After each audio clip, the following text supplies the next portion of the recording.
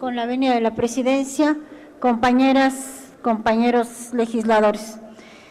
La desaparición forzada es uno de los crímenes más graves de la comunidad internacional. Tiene con miras no solamente proteger a personas individualizadas, sino también a la propia humanidad.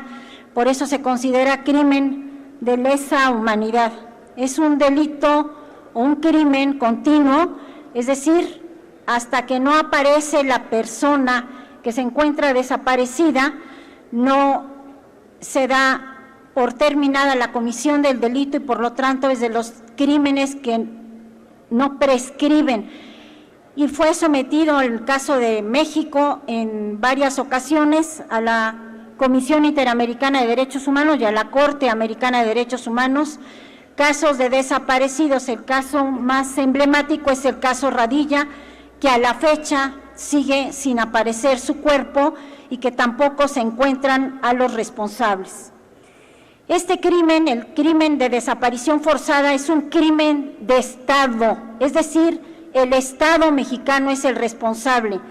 La Convención de Desaparición Forzada, la cual ratificó nuestro país, establece o lo define a la desaparición forzada como el arresto, detención, secuestro o cualquier otra forma de privación de la libertad que sean obras, subrayo, de agentes del Estado, grupos de personas que actúan precisamente por instrucciones del propio Estado.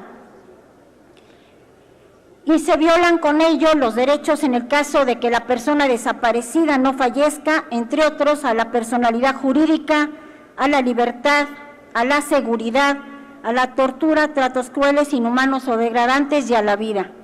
En el caso de que fallezca, a la identidad, a un juicio justo, al debido proceso y a las garantías individuales, no solamente en el caso de México, sino también de otros estados de la comunidad internacional.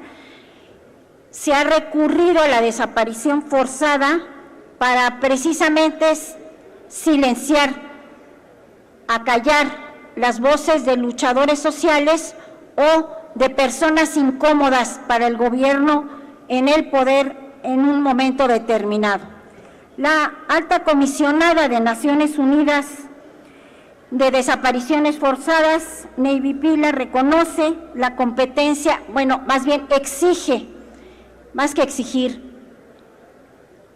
sugiere al Gobierno de México que reconozca la competencia del Comité de Desapariciones de Naciones Unidas, reconocimiento que todavía no se ha hecho por nuestro país. Incluso la ratificación del instrumento internacional tardó varios años en darse.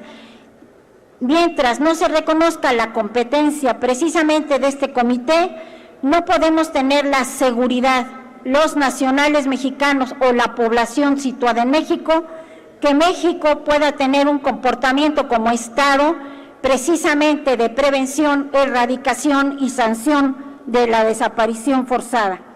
En las recomendaciones del Mecanismo Universal de Derechos Humanos, el EPU, varias recomendaciones se emitieron precisamente que tenía que cubrir o cumplir el Estado mexicano en materia de desapariciones.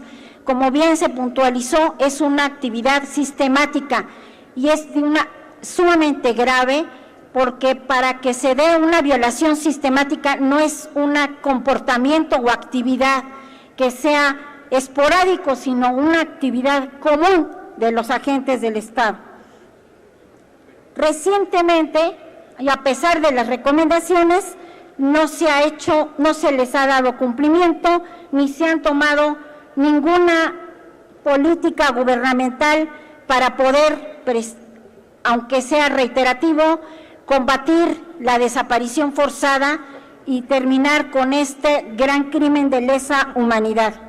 El último informe de Amnistía Internacional, que se denomina Fuera de Control, al hablar de personas desaparecidas, señala todo esto que se dijo de las bases de datos, ni siquiera una base de datos confiable para saber cuáles son los desaparecidos, las cifras, que hay más allá de las cifras, estamos hablando de personas de carne y hueso, y se habla de miles de personas siendo indolentes, pueden ser 20,000, 18,000, 8,000 personas desaparecidas en México.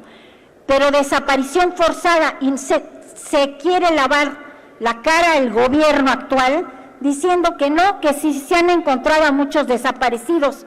Y esto es un engaño, porque una cuestión es la desaparición y otra cosa muy distinta es la desaparición forzada.